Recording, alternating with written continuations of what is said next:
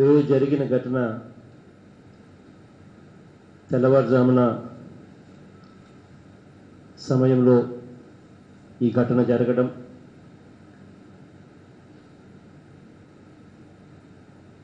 స్టైరీనా దాని పేరు ఏంటి స్టైరీన్ అనే ఒక హైడ్రోకార్బన్ ఈ ఫ్యాక్టరీకి రా మెటీరియల్గా ఉపయోగపెట్టుకోవాల్సిన మెటీరియల్ ఎక్కువ రోజులు స్టాక్ ఉండడం వల్ల పాలిమరైజేషన్ జరిగి దానివల్ల జరిగిన దుర్ఘటన కారణంగా ఆ గ్యాస్ తెల్లవారుజామున పూట లీక్ కావడం, చుట్టుపక్కల ఉన్న గ్రామాలు ఆ గ్యాస్ లీక్ కావడం వల్ల ఎఫెక్ట్ కావడం అన్నీ కూడా మన కళ్ళ ఎదుటనే జరగడం బాధాకరమైన అంశం. కానీ ఎల్జీ పాలిమర్స్ అని LG company is a very reputed company, multinational company. అటువంటి మల్టీనేషనల్ కంపెనీ, రెప్యూటెడ్ కంపెనీలో ఇటువంటి ఘటన జరగడం ఇంకా బాధాకరం. ఈ జరిగిన యాక్సిడెంట్కి సంబంధించి లోతుగా అధ్యయనం చేసి రిపోర్ట్ ఇవ్వమని చెప్పి ఒక కమిటీని కూడా కాన్స్టిట్యూట్ చేస్తూ ఉన్నాం. మన special chief secretary environment and forest, secretary industries, secretary PCB, collector గారు అండ్ కమిషనర్ ఆఫ్ పోలీస్ వీళ్ళందరూ కూడా ఈ కమిటీలో సభ్యులుగా ఉండి లోతుగా అధ్యయనం చేసి ఏం జరిగింది, ఇటువంటివి మళ్ళీ పునరావృతం కాకుండా ఏం చెయ్యాలి అన్న అంశం మీద వీళ్ళు అధ్యయనం చేసి రిపోర్ట్ ఇస్తారు. ఆ రిపోర్టు ఆధారంగా తదుపరి చర్యలు కూడా ఆ కంపెనీకి సంబంధించి ఏం చేయాలి అని చెప్పి నిర్ణయం తీసుకోవడం జరుగుతుంది. కానీ ఇన్సిడెంట్ తెల్లవారుజామున పూట జరిగినప్పుడు, కానీ గ్యాస్ లీక్ అయినప్పుడు అలారం మోగాలి కదా, అది ఎందుకు అలారం మోగలేదు అన్నది కరెక్ట్ కాదు కదా అన్నది నా మనసుకు కూడా కలత వేస్తూ ఉన్న విషయం. బట్ అదైనా కూడా ఒక అధ్యయనం, లోతైన అధ్యయనం చేసిన తర్వాతనే ఏదైనా కూడా ఎందుకు జరిగింది, జరగకుండా ఉండడానికి ఇంకా ఏం చేయాలి అన్న దాని మీద, ఏం యాక్షన్ తీసుకోవాలి అన్న దాని మీద కూడా రిపోర్ట్ వచ్చిన తర్వాతనే నిర్ణయం తీసుకుంటాం. కానీ తెల్లవారుజామునే ఇది జరిగినప్పటికీ అధికారులు ఇక్కడికి మరీ ముఖ్యంగా అభినందించాలి. జరిగిన ఇన్సిడెంట్ జరిగిన వెంటనే 5 గంటలకే అంబులెన్స్లన్నీ కూడా అందుబాటులోకి రావడం, కలెక్టర్ కూడా 5:30కే లొకేషన్లోకి చేరడం, అందరూ కూడా పోలీసులు అయితే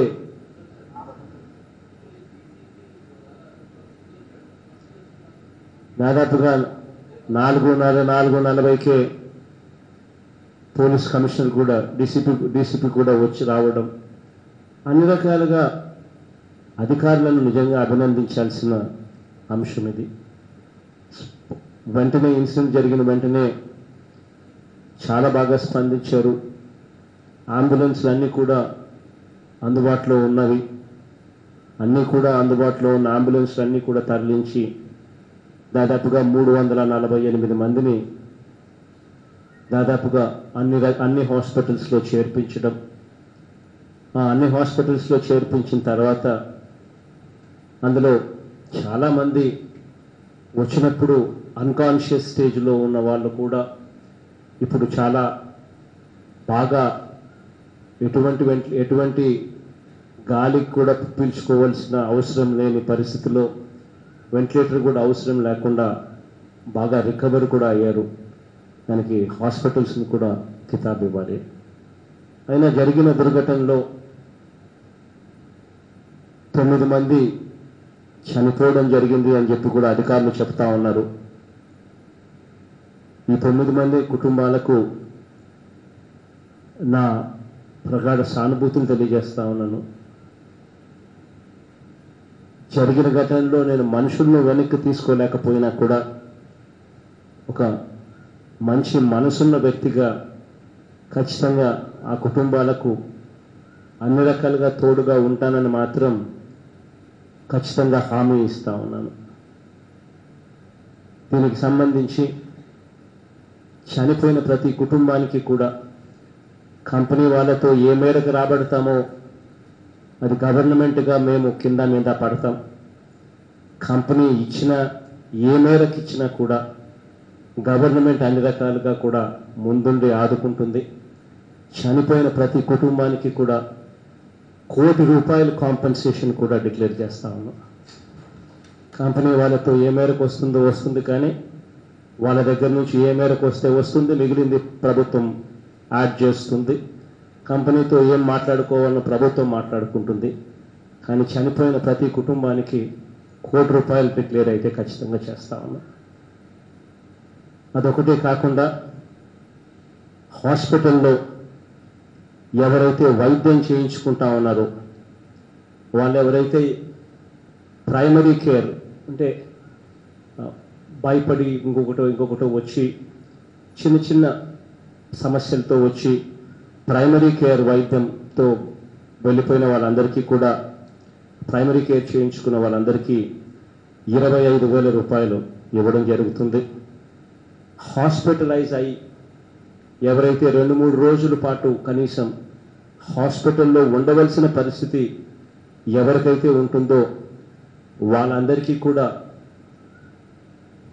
₹1,00,000 వాళ్ళందరికీ కూడా కాంపెన్సేషన్ ఇవ్వడం కూడా జరుగుతుంది. వాళ్ళే కాకుండా వెంటిలేటర్ సహాయంతో వైద్యం చేయించుకునే పరిస్థితులకు వచ్చిన వాళ్ళు ఎవరైతే ఉంటారో వాళ్ళందరికీ కూడా ₹10 లక్షల కాంపెన్సేషన్ ఇవ్వడం కూడా జరుగుతుంది. ఏ ఒక్కరికి కూడా వైద్యం ఖర్చు రూపాయి కూడా పెట్టుకోవాల్సిన అవసరం లేకుండా ప్రతిదీ కూడా వైద్యం చేయించిన తర్వాత వీళ్ళందరికీ కూడా ఈ కాంపెన్సేషన్ అమౌంట్లు ఇచ్చి వాళ్ళందరూ కూడా సంతోషంగా ఇళ్ళకు పోయేట్టుగా చేయమని చెప్పి అధికారులకు ఆదేశాలు కూడా ఇస్తా ఉన్నాం. అది కాక దాదాపుగా ఇప్పుడే వినయ్తోనూ కలెక్టర్ గారితోనూ అందరితోనూ ఇంక్లూడింగ్ ఎమ్మెల్యేలతోనూ కూడా మాట్లాడడం తర్వాత అందరం కూడా ఎన్ని ఊర్లు ఎఫెక్ట్ అయ్యాయి ఈ గాలి వల్ల, పోనీలే ఈ గాలి వల్ల మనుషులకు డైరెక్ట్గా ఎఫెక్ట్ ఏం కాకపోయినా కూడా దాని స్ట్రెస్సు దాదాపుగా కొన్ని రోజుల పాటు ఈ స్ట్రెస్ వాళ్ళ మీద సైకలాజికల్గా వాళ్ళకు దీని ఎఫెక్ట్స్ కొద్దో గొప్ప స్ట్రెస్ రూపంలోనో ఇంకొక రూపంలోనో ఖచ్చితంగా ఉంటాయి. అటువంటి గ్రామాలు ఏమున్నాయి ఎన్నున్నాయి అని చెప్పి అడగడం జరిగితే ఆ గ్రామాలు అందరూ కూడా చెప్పడం వెంకటాపురం 1 అని, వెంకటాపురం 2 అని, SCBC కాలనీ అని, నందమూరి నగర్ అని, పద్మనాభపురం అని అందరూ కూడా ఎమ్మెల్యేలందరూ కూడా చెప్పడం జరిగింది. వీళ్ళందరికీ కూడా వీళ్లకు స్ట్రెస్కు లోనై ఎటువంటి భయాందోళనకు కూడా చెందవలసిన అవసరం లేదు. అన్ని రకాలుగా ప్రభుత్వం తోడుగా నీడుగా ఉంటుందని, ఈ గ్రామాలలో బహుశా ఎంతమంది ఉంటారు అని అంటే దాదాపుగా 15,000 మంది ఈ గ్రామాలలో నివాసం ఉంటా ఉన్నారు అని చెప్పి కూడా చెప్పడం జరిగింది. ఈ 15,000 మందికి కూడా ప్రతి మనిషికి 10,000 రూపాయలు కూడా ఆర్థిక సహాయం కూడా చేయమని చెప్పి కూడా కలెక్టర్ గారికి ఆదేశాలు కూడా ఇవ్వడం జరుగుతూ ఉంది. అన్ని రకాలుగా తోడుగా ఉంటామని చెప్పి మరొకసారి కూడా తెలియజేస్తా ఉన్నా. ఆ గ్రామాలలో మెడికల్ క్యాంప్స్ పెట్టమని చెప్పి కలెక్టర్ గారికి ఆదేశాలు ఇస్తా ఉన్నాం. అక్కడ గ్రామాలకు వెళ్ళలేని వ్యక్తులు ఎవరైనా ఉంటే వాళ్ళ కోసం షెల్టర్ ప్రొవైడ్ చేయండి, చేసి వాళ్ళ కోసం మంచి భోజనం పెట్టండి అని చెప్పి కూడా కలెక్టర్ గారికి ఆదేశాలు ఇస్తా ఉన్నాం. వినయ్, మంచి భోజనం, please keep that in mind. మంచి భోజనం పెట్టమని చెప్పి కూడా కలెక్టర్ గారికి ఆదేశాలు ఇస్తా ఉన్నాం. ఆ తర్వాత దీని జరిగిన ఘటన మీద ఇంతకుముందే చెప్పినట్టు కమిటీ రిపోర్టును వచ్చిన తర్వాత తదుపరి చర్యలు ఏ రకంగా తీసుకుంటాము అనే దాని మీద ఒక నిర్ణయం అంటూ తీసుకోవడం జరుగుతుంది. చీఫ్ సెక్రటరీ గారిని కూడా ఇక నెక్స్ట్ 2 days ఇక్కడే ఉండమని చెప్పి కూడా చీఫ్ సెక్రటరీ గారిని కూడా అభ్యర్థిస్తా ఉన్నా. ఆవిడ కూడా ఈ నెక్స్ట్ 2 days ఇక్కడే ఉంటుంది. పూర్తిగా ఈ విషయం మీదనే అమ్మను కూడా ఇక్కడే ఉండమని చెప్పి రిక్వెస్ట్ చేస్తా ఉన్నా. సో సిఎస్ గారు ఇక్కడే ఉంటారు, కన్నబాబన్న మంత్రి, ఇన్ఛార్జ్ మంత్రి ఈ జిల్లా ఇక్కడే ఉంటాడు, తాను ఇక్కడే ఉంటాడు. ఎలాగో అవంతి అండ్ కృష్ణదాస్ అన్న, బొత్స అన్న అయితే ఎలాగో ఇక్కడ ఈ ప్రాంతానికి చెందిన మంత్రులే కాబట్టి వీళ్ళు కూడా అందుబాటులోనే ఉండమని చెప్తా ఉన్నా. ఆ గ్రామాలకు ఎటువంటి అవసరాలు ఏమొచ్చినా కూడా వీళ్ళంతా కూడా దగ్గరుండి ఏ చిన్న సమస్య రాకుండా అన్నీ కూడా ఇంప్లిమెంట్ అయ్యేట్టుగా చూసుకోమని చెప్పి అందరినీ కూడా కోరుతా ఉన్నా. మరొకసారి ఆ గ్రామాల్లో ఉన్న ప్రతి ఒక్కరికి కూడా చెప్పదలుచుకున్నా, ఈ గ్రామాలలో జంతువులు కూడా కొన్ని చనిపోవడం జరిగాయని చెప్పి కూడా చెప్పడం జరిగింది. ఆ జంతువులకు సంబంధించి ఏవైతే చనిపోయాయో మొత్తం ఎవరికి కూడా ఇబ్బంది లేకుండా వాళ్ళకు పూర్తి కాంపన్సేషన్ 100% కాంపన్సేషన్ ఇవ్వడమే కాకుండా ఇంకా జంతువుకు కూడా ఇబ్బంది లేకుండా చూసుకునే దానికోసం ప్రతి జంతువుకు ఇంకొక 20,000 రూపాయలు అడిషనల్గా జంతువు కోనిచ్చి ఇంకొక 20,000 రూపాయలు వాళ్ళ చేతుల్లో కూడా పెట్టి ఇవ్వమని చెప్పి కూడా కలెక్టర్లకు ఆదేశాలు జారీ చేస్తూ ఉన్నాం. ఈ చనిపోయిన కుటుంబాలకు సంబంధించి ఆ కుటుంబానికి సంబంధించి మనుషులను అయితే నేను తీసుకురాలేకపోయినా కూడా ఆ కుటుంబాలకు అన్ని రకాలుగా తోడుగా ఉంటామని మాత్రం ఖచ్చితంగా హామీ ఇస్తా ఉన్నా.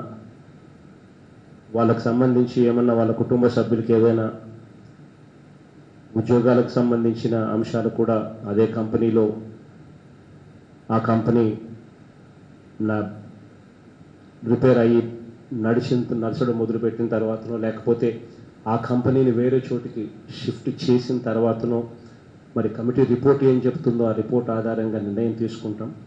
కానీ ఎల్జీ అనే సంస్థ పెద్ద సంస్థ, మల్టీనేషనల్ కంపెనీ, అది ఎక్కడ పెట్టినా కూడా బాగా మంచి ప్రమాణాలను పాటిస్తుంది అని చెప్పి గట్టిగా నమ్మకం ఉంది.